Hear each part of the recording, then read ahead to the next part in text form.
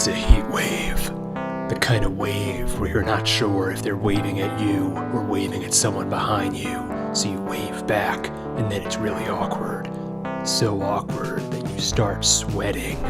Tempers are flaring as the temperature is flaring. We're thirsty, restless, violent. People are getting mugged. Plus, it's really muggy out. I wish it would rain already. There's been a drought in the city for weeks. I get some news hot off the presses. Seems the CEO of the water department is in the hospital with a fever. Is he just hot and bothered because of the water shortage? Or is someone sabotaging the department and trying to kill him? My partner Blanche and I get out of the frying pan and into the hospital. The CEO's got an air conditioner running full blast, a personal ice cream vending machine. He's living it up in here while everyone else boils outside. I ask him about the water crisis, tell him that it's quite a hot button issue. If there's anything fishy going on, we'll find out. He says good luck, no pressure. An associate stops by to offer his condolences. They tell Blanche and I that it's time for us to go. I can tell he's getting hot under the collar. We leave. It's a scorcher out there.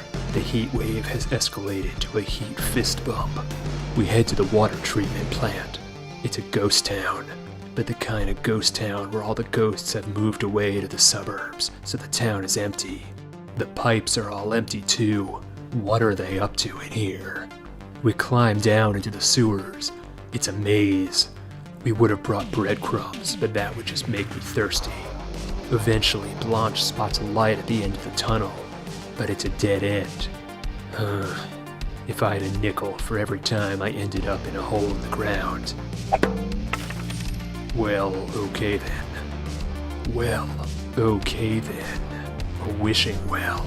There's no water because they've been draining the town's wells to collect all the coins that people have thrown inside.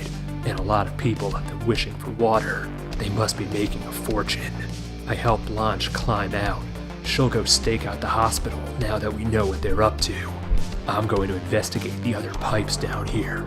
Some of the tunnels are pretty tight. It would be too close quarters for both of us. But I've come this far.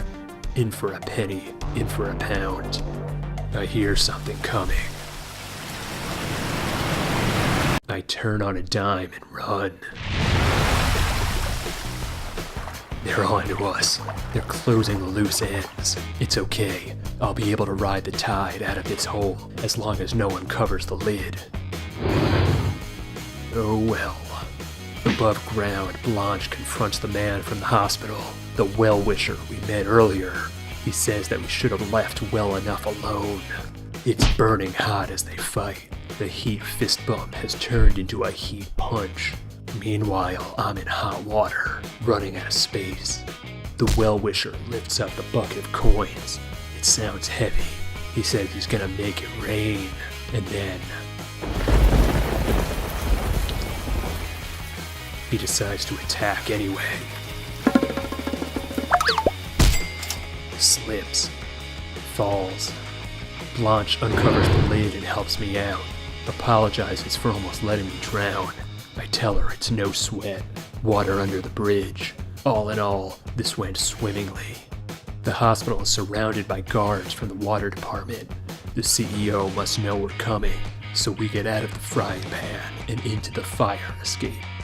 We tell the CEO that we've come through hell and high water. We know what he's up to. I'm about to call the heat so they can come arrest him. He says that he's a very rich man, very powerful, very well-to-do. Is there any way he can change my mind? I say no. Keep the change.